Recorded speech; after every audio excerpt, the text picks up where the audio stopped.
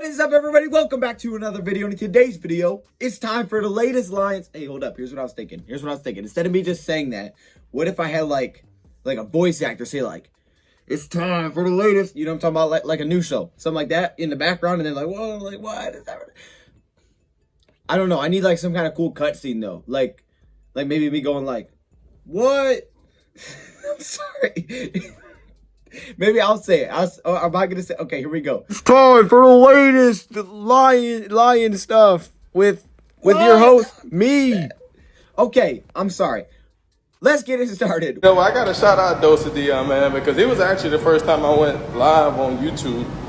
And, you know, guys don't know DoseOfDion. He put out a lot of good content for the Detroit Lions.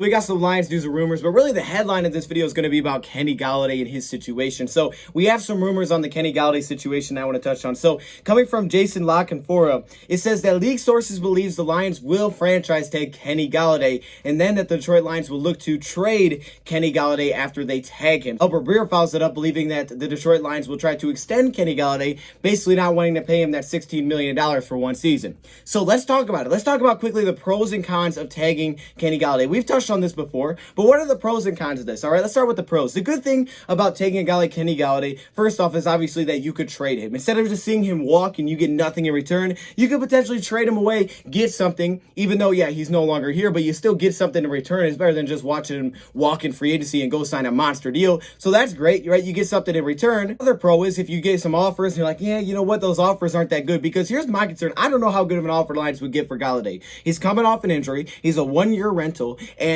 so I don't know how great of offers they would get. So if the Lions didn't want to take any of those offers, they could just keep him under the tag and have him play this season. And then they would have basically that extra year to try to figure out their financial situation. So next offseason, they could try again and maybe try to land him in that free agency period. So that's cool. And those are some pros.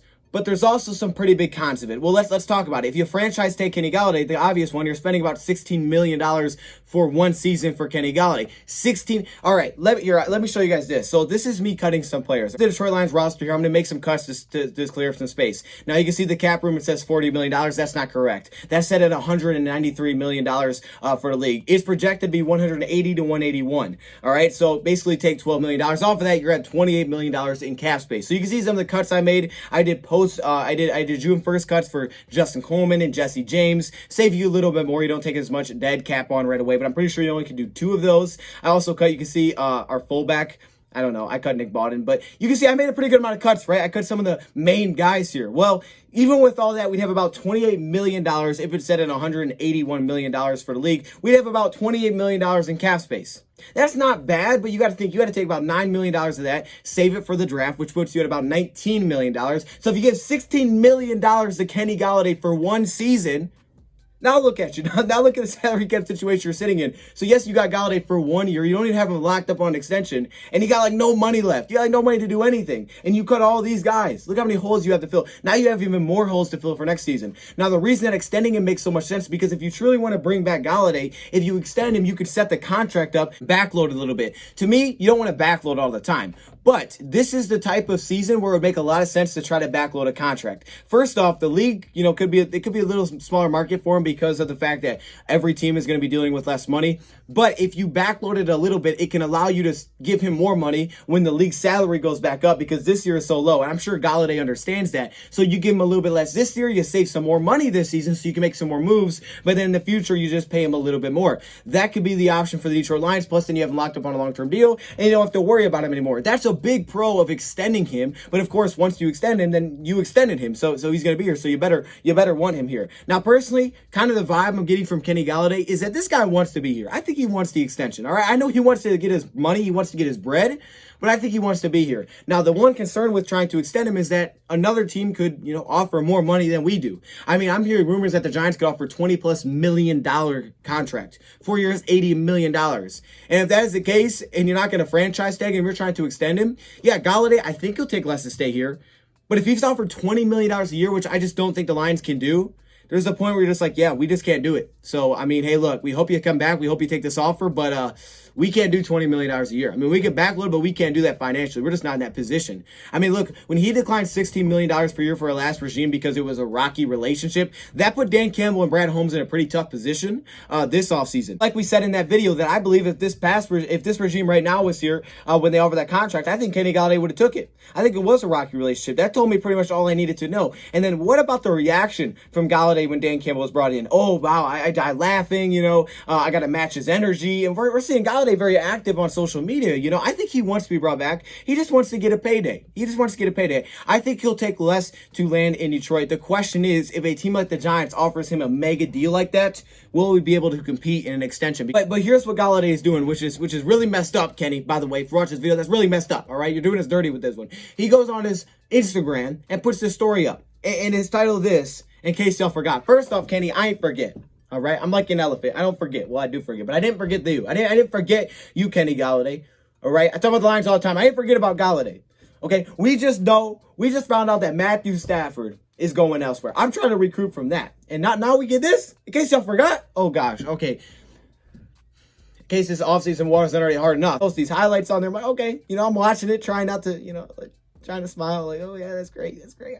I didn't forget. I'm just me pushing to the next page. Look, we talked about the contracts, right? What if the Lions restructure Goff? I don't think it's going to happen because I don't know if they're completely sold on him for the future. Goff gives you a lot of flexibility when it comes to the draft and things like that. But if you're not completely sold, and look, I think he fits the mold Dan Campbell's looking for. He told us not really looking for the big arm as much as he is an accurate quarterback with good decision making, and he's a little mobile. I think he checks most of those boxes. He's got a little bit of a scoot. I mean, he's not Russell Wilson, but he can move a little bit. Moves a little bit better, honestly, than Stafford does. And also, he's an accurate quarterback, but the decision making is somewhere where he needs to definitely improve. But I think because you may not be completely sold on him, that doesn't allow you to restructure that deal because you haven't seen him in Detroit yet. Now, if they restructure it, now everything changes. Everything changes.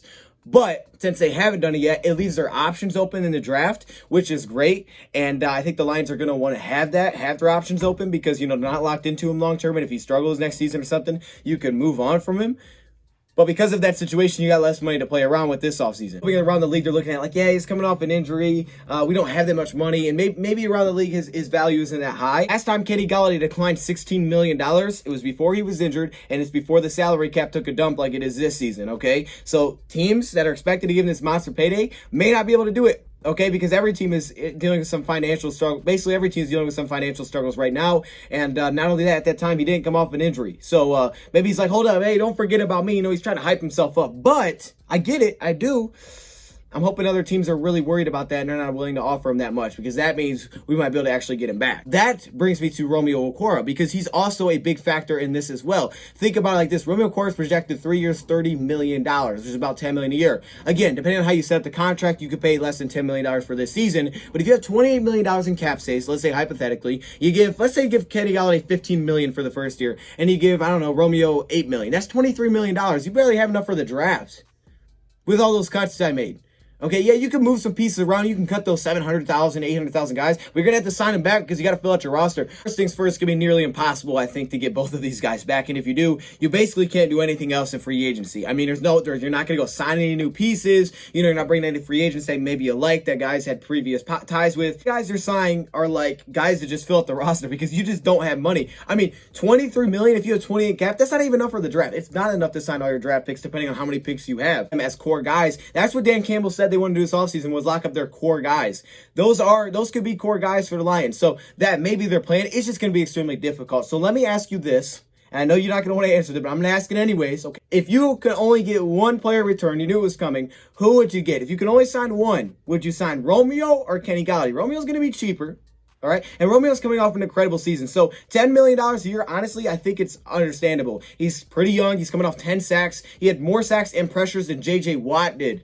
All right. I mean, this guy was really good. He was top 10 in sacks, and he was, I think, 9th in the league in total pressures. The guy was good last season. All right. But if you only could have one, who would you bring back? I think Romeo could also take a little bit less money. Maybe this is just optimistically thinking, but I think he could take less too to work with his brother, Julian Okwara, next season.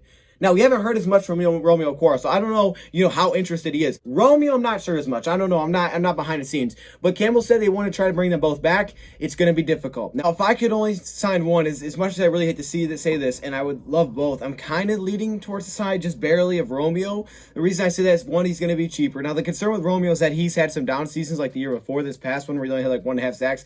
But he still was getting the quarterback. He just wasn't getting sacks. He also last season didn't get to play with a full healthy defensive line.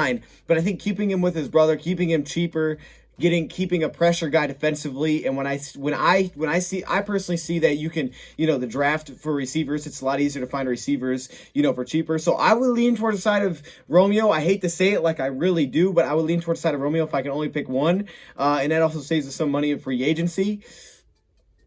I know some people aren't going to want to hear that, but hey, I just got to be honest. Golladay did say he wanted to show his loyalty, so if he's willing to take significantly less, or his market's not as high as maybe we thought, then maybe my mind changes a little bit, because I'm going based on projections. Oh yeah, you say $6 to $7 million a year for Romeo Okwara. Yeah, that sounds really good to me, but if those contracts get closer, if Romeo's going to get a bigger payday than that, if Kenny's willing to take a lot less, if his value's not the same, heck, maybe you could bring both back. I don't know. My mind would change a little bit, but a lot of it's based on projections. So obviously, depending on how those contract talks go, things could change. For me personally, my focus is on the run game, so I want the Lions to put their resources there. When I saw Goff with and without a run game, I feel like you get the run game going. Goff has never had, in my opinion, he's never had a Golladay type receiver. But I get why people are like, oh man, you got to keep him around, you can't lose this, pay the guys that you draft. But there are decisions you have to make. I mean, if Golladay is going to get $20 million from a team, the Lions just financially, they can't really do it. I mean, you just can't do it. And it's like, okay, we're trying to be loyal to you, but to a point, we just can't offer you. I mean, you played yourself out of a contract with us, basically. Eric Glenn knows how important he is because he calls him a pressure player. Look, pressure players are not easy to find. And I think that's why J.J. Watt has so much value. And that segues me perfectly into my next spot. Okay, J.J. Watt was released by the Houston Texans. They saved over $17 million, so it makes sense that they released him. It was a mutual agreement. He met with the front office, and now he's a free agent. People are saying, man, Lions, this is your guy right here. Go get him. And I'm saying, how in the world are we going to go get this guy? All right, so apparently we were given a 5% chance to land him, and I think that's extremely generous. I don't see a scenario where the Lions land J.J. Watt. Here's the only scenario where the Lions land J.J. Watt. Romeo probably leaves, and he wants for some reason to come to Detroit, and 2 years from now you line him up to at least a 2-year deal, and they're saying, hey, we're going to be a contender 2 years from now, and you are with him. That's the only way. If he believes this team, and if he believes in the staff, that they could be contenders. But for me, I think Watt's thinking, hey, I'm 31 years old, not coming off 2 of my best seasons, all right? He's coming off a combined 9 sacks in his last 2 seasons. Not the best. Obviously, sacks don't mean everything, but I'm just saying, he's a good player overall. I mean, hey, look, he's great. J.J. Watt's great. But I think just his name alone is going to get him some good offers. I think he wants to go play for a contender, at his age. And not only does he, I think he wants to go play for a contender, he's going to get a payday because I think there's a lot of teams out there that are going to, be willing to pay a little bit of money. And I think the Lions would honestly have to pay more money than anybody else probably to bring him in, because I don't think Watt views us as a contender at least this season. Now, does that mean we can't be? No. Keep drinking that Kool-Aid. I think we could be. We could. You never know. You can't count on. We haven't seen these guys yet. I haven't seen Campbell coach. Everybody on this team could look so much better next year. We could be great, and all may be wrong. But we have the lowest odds right now to win the NFC and the lowest odds to win the North. 2 years from now, we could be contenders, but I don't know if Watt's doing it like that. I don't think we bring in Watt. I would honestly just take that money and give it to Romeo. I would not sign J.J. Watt to a nice deal when I could just give it to Romeo. That's if Romeo wants to come back. But I would, I wouldn't do that. We got 2 big problems right here with Romeo and Golladay. And even if you only can get one, I ain't spending my money on J.J. Watt, man. I'm focused more for the core players for the future. I mean, look, I like J.J. Watt. I love me some J.J. Watt. I just think the price is going to be too high. If it was cheap and, hey, if I can give him $100 like I did on Madden, yes, sir, because he took it on there. So maybe he is interested, but I just don't think it's super realistic. So I think 5% is actually a very generous spot. And now finally, let's top it off with this. The Lions are sending 2 staff members to go check out Trevor Lawrence at his Clemson Pro Day. Apparently, there's like no other Clemson players performing in that. Also, 17 teams in total in the NFL are checking out Lawrence. I guess the other 15 is like, we don't really care. But the Lions are checking out. Does that mean we're getting Lawrence? Probably not. We're probably not getting Lawrence, but all right, Brad Holmes has been a part of a team that's traded up to number 1 to land Jared Goff. Okay, so never say never. My man Justin Bieber, never say never. You always want to know who's out there. Brad Holmes is a draft guy. I feel like he wants to know about all this stuff. He wants guys to go out there and check it out. So he's going to know. And, hey, you got to know, man. You're in the top 10. Anything could happen. If a crazy scenario popped up, you want to know who's out there. You want to know about all the available prospects. And what would be the offer if the Lions want to move up for number 1? Maybe Goff and like 3 first-round picks. Good thing there is you would get rid of the Goff contract. Bad thing there is you would have like no picks, but you have Trevor Lawrence. It's not gonna happen. Like I said, I think I can almost guarantee you, put the money in the bank. I don't got money to put in the bank, so you put your money in the bank, or don't. Actually, probably don't do that because I'm usually wrong. But I think Goff is our starter next season. I'm calling it right now. Goff is the starter next season. I believe it wholeheartedly. Now, if we did trade up for Lawrence, is that fair that we start him instead of starting the vet? Like, I know Anthony Lynn wants to start the vet, but I'm just saying, if we got Trevor Lawrence, I think we make an exception for that rule. I think we start Lawrence, right? I don't know, but I don't think it's going to happen. I thought I would just throw that in just to let you all know what's going down. So, yeah, comment below, man. If you only could have one, Romeo or Golladay, who you taking? Maybe the Lions' offseason plan is, hey, we're going to just try to bring both these guys back, and that's it. You know, that's all we're going to do. What do you think's going to happen? All right, here's what I predict. I predict the Lions. Oh, this is so hard. I have no idea. I was about to say something. I don't know. I don't know, man. I think the Lions extend Golladay. I have no idea. I was thinking, oh wait, maybe they extend Golladay and let Romeo walk. I don't think that's gonna happen. You know what? I don't know. I don't know. I'm gonna leave it there. Let me know your thoughts, comments below, man. What do you think happens? Thank you, Pride, for watching, and I'm out.